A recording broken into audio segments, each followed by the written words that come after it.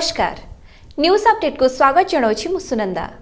दिन तमाम टेक्निक खबर जानीपारे फटाफट सबु समय केवल आम न्यूज अपडेट कार्यक्रम माध्यम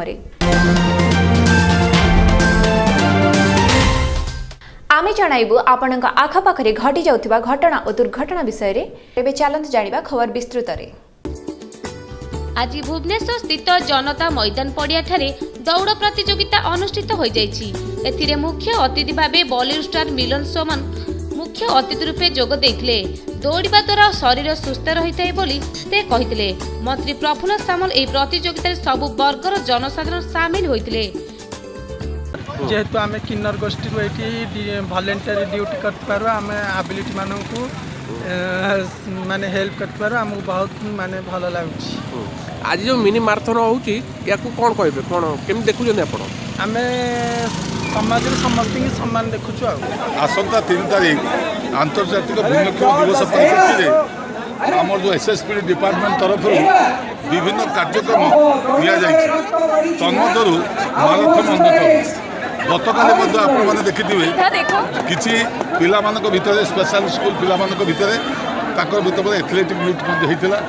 सेठी मध्य हमर पिला मानक प्रोत्साहन देवा पाई अन्य मानक प्रभावित करिया पाई जो भिन्नक्षम जो किछि फिल्म ता मध्य भी शो करा जाइथिला।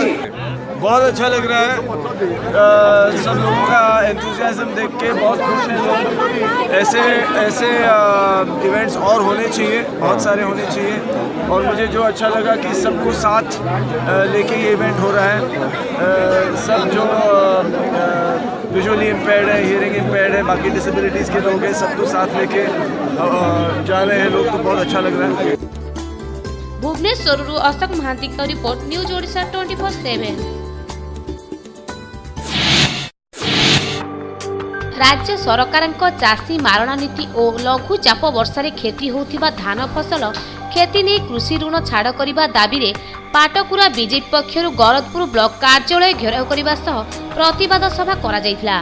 पाटकुरा बीजेपी नेता मानस महांती नेतृत्व में कला बुदा सेतु निकटरू बीजेपी कर्मी माने एक बाइक रैली रे आसी ब्लॉक कार्यालय सम्मुख में पहुंची ब्लॉक कार्यालय घेराव करथिले।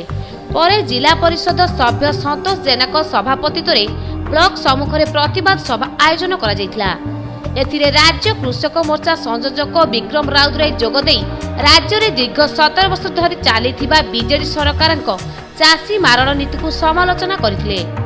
यह छड़ा गत लघुचाप वर्षा ब्लॉक रे धान फसल क्षति होउथिले सुधा ब्लॉक रो चाषी को क्षतिपूरण न देवा दुर्भाग्यजनक बोली कहवा सह कृषि मंत्री को कटु समालोचना करथिले। अन्य मानक मध्य जिला युव मोर्चार संपादक बरबू बाहन षडंगी, महिला मोर्चार संपादिका मनसिनी जेना, जोन 10 मंडल सभापति भ्रमर बर पट्टनायक प्रमुख बीजेडी सरकार चाषी मारण नीति को समालोचना करथिले। एही अवसर में राज्यपाल उद्देश्य 11 दफा दाबी सम्मिलित दाबीपत्र बीडीओ जरिया प्रदान करा जायथिला। केन्द्रापड़ा जिला गरदपुर प्रभाकर सामल का रिपोर्ट न्यूज ओडिशा 24/7।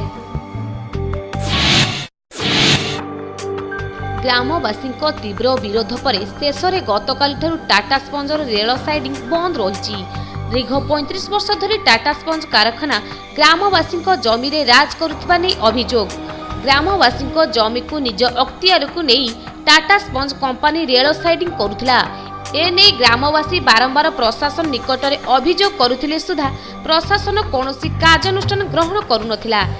शेष में बारंबार अभियोग पर उपजिलापाल निर्देश क्रमे आरआई जमी चिन्हट करथिले। रेल साइडिंग मध्य 3 जनक जमी थिबा गतकाली चिन्हट होइथिला। आज जमी मालिक विजय मुंडा निज जमी को खोलिबा परे रेल साइडिंग एक प्रकार ठप हो जाइछि, जहाकु नै ग्रामवासी और टाटा स्पंज कारखाना मध्य एक उत्तेजनापूर्ण परिस्थिति सृष्टि होइछि।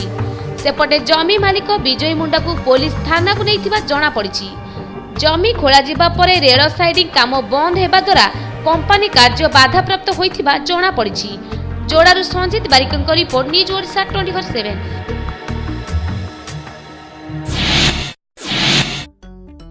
कलाहांडी जिला लडुगां +2 महाविद्यालय युव रेडक्रॉस यूनिट तरफ कॉलेज परिसर में विश्व एड्स दिवस पालित हो जाइछि।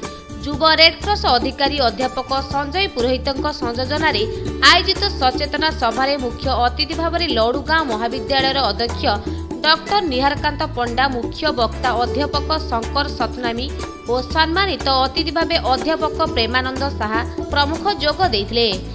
ଏଥିରେ ଏଡ୍ସ ରୋଗର କାରଣ, ନିରାକରଣ ତଥା ସଚେତନା ଉପରେ ଗୁରୁତ୍ୱାରୋପ କରିଥିଲେ। କଳାହାଣ୍ଡି କୋକାସରାରୁ ଜଗଦୀଶ ଚନ୍ଦ୍ର ନାୟକଙ୍କ ରିପୋର୍ଟ, ନ୍ୟୁଜ୍ ଓଡ଼ିଶା 24/7।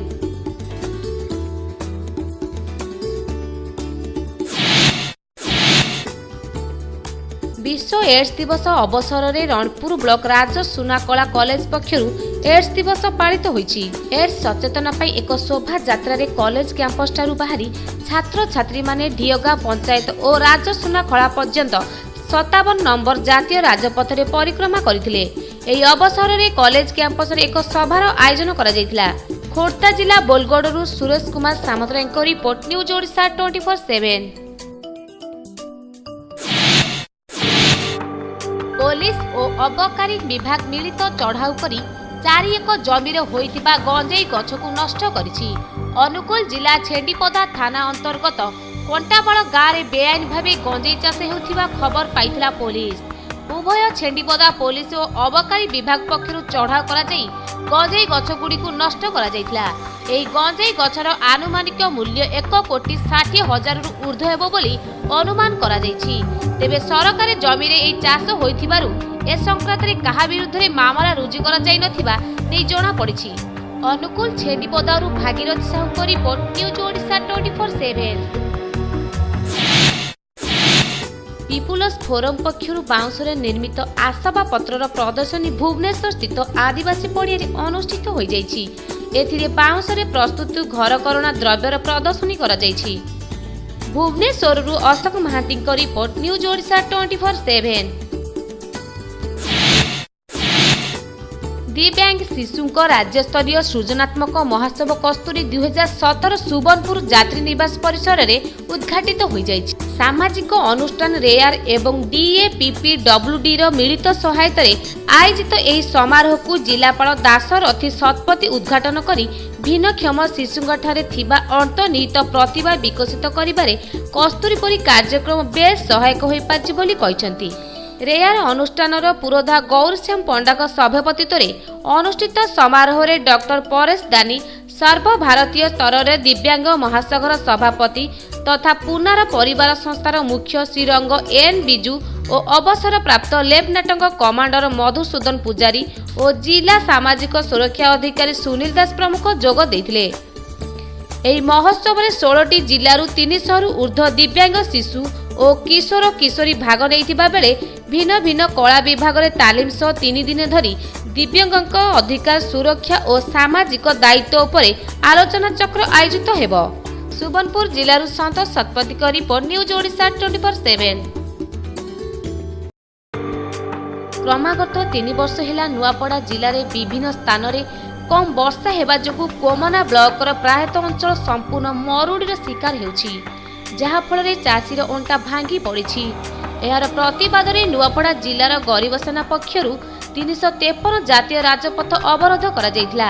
एहा सह चाषी मानकर समस्या दूरीकरण पई अतिरिक्त तहसीलदार को 13 दफा दाबी संबलित एक दाबी पत्र प्रदान करा जायतिला। आत्महत्या करिथिबा चाषी मानकु 10 लाख टंका क्षतिपूरण देवा संगे संगे सरकार चाषी आत्महत्या को मानि नेबाकु सेना दाबी करिछि।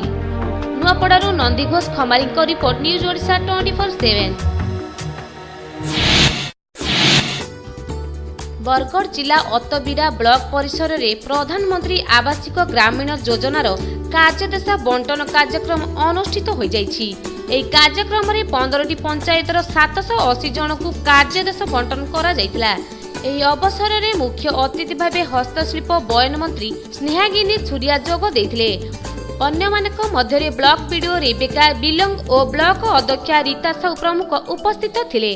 बरगढ़ दीपक ब्रह्मभट्टଙ୍କ रिपोर्ट, न्यूज ओडिशा 24/7।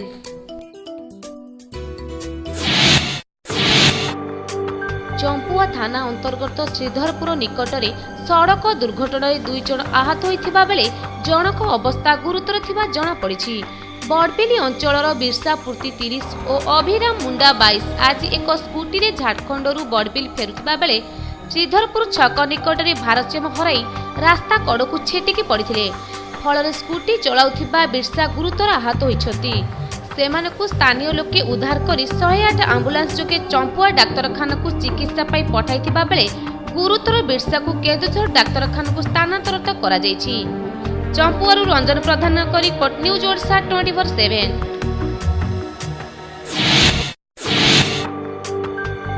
ପାରାଦୀପ ଓ ଅଭୟ ଚାନ୍ଦପୁର ପୋଲିସ 15ଟି ମୋଟରସାଇକେଲ ସହ 3 ଜଣଙ୍କୁ ଗିରଫ କରିଛି। ଏହି ଅଭିଯୁକ୍ତମାନେ ହେଲେ ନୂଆଗାଁ ଗ୍ରାମର ସୌଭାଗ୍ୟ ରଞ୍ଜନ ସ୍ୱାଇଁ, ତନ୍ମୟ ନାୟକ ଓ ରମେଶ ସ୍ୱାଇଁ ବୋଲି ଜଣାପଡ଼ିଛି। ଏକ ବିଶେଷ ସୂତ୍ରରୁ ଖବର ପାଇ ପୋଲିସ ନୂଆଗାଁ ଗ୍ରାମରେ ଚଢ଼ାଉ କରି ଏହି ଚୋରି ମୋଟରସାଇକେଲ ଗୁଡ଼ିକୁ ଜବତ କରିଥିଲା। ସୂଚନା ଅନୁଯାୟୀ ବିଭିନ୍ନ ଅଞ୍ଚଳର ଡକାୟତିମାନେ ଚୋରି ମୋଟରସାଇକେଲ ଗୁଡ଼ିକୁ ଏହି ଅଭିଯୁକ୍ତମାନଙ୍କ ନିକଟରେ ବିକ୍ରି କରୁଥିବା ଜଣାପଡ଼ିଛି। ପୋଲିସ 133/2017ରେ ମାମଲା ରୁଜୁ କରି ଅଭିଯୁକ୍ତମାନଙ୍କୁ କୋର୍ଟ ଚାଲାଣ କରିଛି। ପାରାଦୀପରୁ ସୁଧେଶ୍ୱର ସ୍ୱାଇଁଙ୍କ ରିପୋର୍ଟ ନ୍ୟୁଜ୍ ଓଡ଼ିଶା 24/7। ମୟୂରଭଞ୍ଜ ଜିଲ୍ଲା ପାଞ୍ଚପିଢ଼ ଉପଖଣ୍ଡ ଅନ୍ତର୍ଗତ କରଞ୍ଜିଆ ବ୍ଲକରେ ଭିନ୍ନକ୍ଷମ ଦିବସ ପାଳିତ ହୋଇଯାଇଛି। ଏହି ଅବସରରେ ସକାଳ 8 ଘଣ୍ଟା ସମୟରେ ଏକ ଗଣ ଦୌଡ଼ ପ୍ରତିଯୋଗିତା ଅନୁଷ୍ଠିତ ହୋଇଥିଲା। ଏହି ଅବସରରେ ଏକ ରକ୍ତଦାନ ଶିବିର ମଧ୍ୟ ଆୟୋଜନ କରାଯାଇଥିଲା। ଏହି କାର୍ଯ୍ୟକ୍ରମରେ କରଞ୍ଜିଆ ଡାକ୍ତରଖାନାର ବ୍ଲଡ ବ୍ୟାଙ୍କ ଅଫିସର ଡାକ୍ତର ମଞ୍ଜୁରଣୀ ସିଂ, କପିଳେନ୍ଦ୍ର ରାଉତ ଓ ରାଜତ କୁମାର ମହାକୁଡ଼ ପ୍ରମୁଖ ଉପସ୍ଥିତ ଥିଲେ। କରଞ୍ଜିଆରୁ ଧରଣଧର ପ୍ରଧାନଙ୍କ report news Odisha 24/7। News update ଆଜି ପାଇଁ ଏତିକି। ଆପଣମାନେ ଜାଣିପାରିବେ ଆପଣଙ୍କ ଅଞ୍ଚଳର ଟିକନିକ୍ ଖବର ସବୁଠାରେ ସବୁ ସମୟରେ। ସବୁବେଳେ ଦେଖୁଥାନ୍ତୁ ନ୍ୟୁଜ୍ ଓଡ଼ିଶା 24/7। ଅଧିକ ଜାଣିବା ପାଇଁ ଆପଣ ଲଗ୍ଇନ୍ କରିପାରିବେ ଆମ ୱେବସାଇଟ୍ www.newsodisha24x7.com। ନମସ୍କାର।